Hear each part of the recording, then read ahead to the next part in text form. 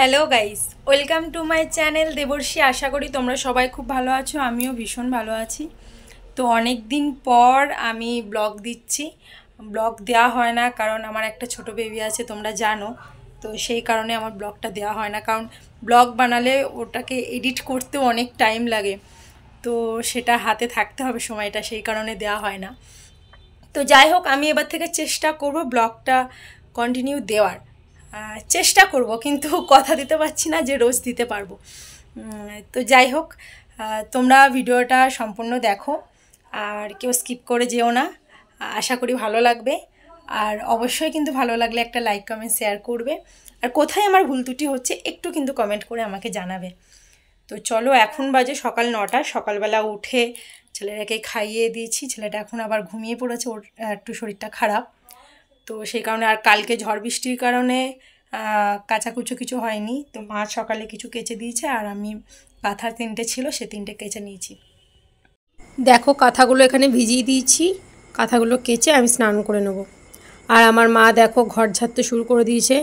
একটু ঝুল হলেই আমার মায়ের এই ঝাঁটা বারণ নিয়ে কাজ, ঘর ঝাড়া শুরু করে দিয়েছে। তো যাই হোক, মা ঘরটা ঝেড়ে নিক। কিন্তু একটা জিনিস দেখো, কালকে যে এত বৃষ্টি হলো আজকে দেখে মনে হচ্ছে না, কারণ আজকে রোদের তাপ যা দিয়েছে। আমার মা সব মানে ঘুঁটে যা আছে আমাদের আর কি, ঘুঁটে দিয়েই জাল হয়, মায়ের যেহেতু কাঠ নাই।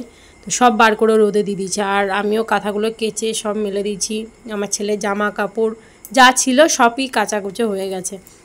আর গরমটাও পড়েছে কিন্তু প্রচণ্ড। মনেই হচ্ছে না যে কালকে এত বৃষ্টি ঝড় হয়েছে।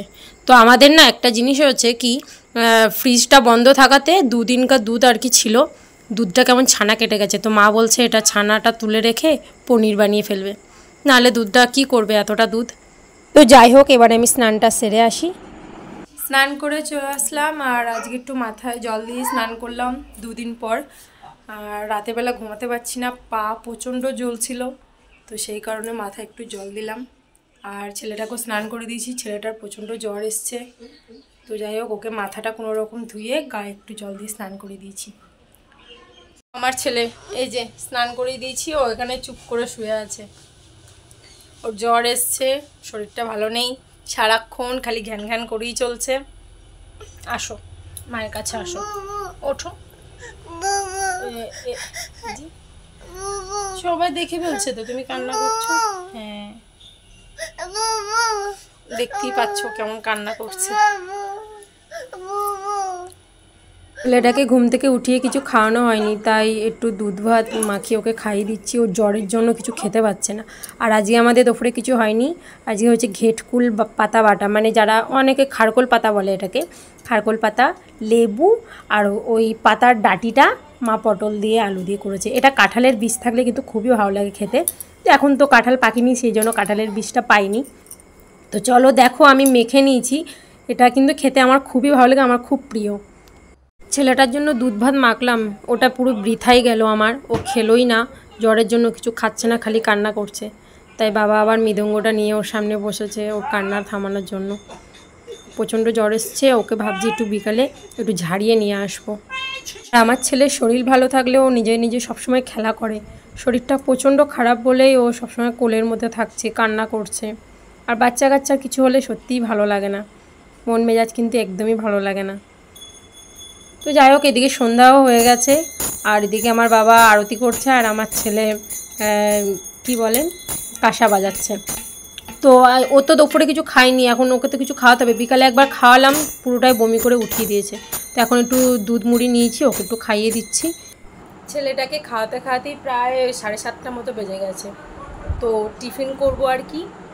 তো যাই হোক, এই যে এই কটা মুড়ি নিয়েছি, এখন এই কটা মুড়ি খাবো। আর মা বাবার এক কাকুর বাড়িতে নেমন্ত্রণ আছে, ওনারা ওখানে যাবে। আর আমার ছেলেটার যেহেতু জ্বর, এই জন্য আমি যাব না। ছেলেটা খেয়ে দিয়ে শুয়ে পড়েছে, আমি আমার জন্য পাঠিয়ে দিয়েছে, আমি তারপরে খাওয়া দাওয়া করে নেব পরে। ঠিক আছে, আমি মুড়িটা খেয়ে নিই, তারপরে তোমাদের সঙ্গে কথা হচ্ছে। চলো দেখি কাকুর বাড়ি থেকে কী পাঠিয়েছে খাবার। তো এখন প্রায় 10টা বেজে গেছে, খেয়ে দিয়ে শুয়ে পড়বো, এখনও বাবা মা আসেনি। আর এই দেখো আমার ছেলেটা এখানে ঘুমাচ্ছে, ওকেও খাইয়ে দিয়েছি, ওকে একটু সুজি বানিয়ে খাইয়ে দিয়েছি। তো চলো এবার দেখি কাকুর বাড়ি থেকে কী পাঠিয়েছে। অনেক কিছু পাঠিয়েছে, দেখো লুচি পাঠিয়েছে, পনির দিয়ে, কাবজি ছোলা দিয়ে, আলু দিয়ে করেছে, আর মিষ্টি, আলু ভাজা, পটল ভাজা, এগুলো পাঠিয়েছে। যদিও এতগুলো আমি খেতে পারবো না, যেহেতু প্রায় আমি টিফিন করে উঠেছি 8টা বেজে গেছে, তো সেই কারণে আমি এত কিছু খেতে পারবো না, হয়তো 2টো লুচি খাবো, নাহলে হয়তো কাকু আবার মনে করবে হয়তো আমি কিছু খাইনি। তো যাই হোক, আমি এই অল্প কটা খেয়ে শুয়ে পড়বো, শরীরটাও ভালো লাগছে না। ঠিক আছে, সবাই ভালো থাকবে, সুস্থ থাকবে, আর আমার ব্লগটা কেমন লাগলো অবশ্যই কিন্তু কমেন্ট করে জানাবে। টাটা।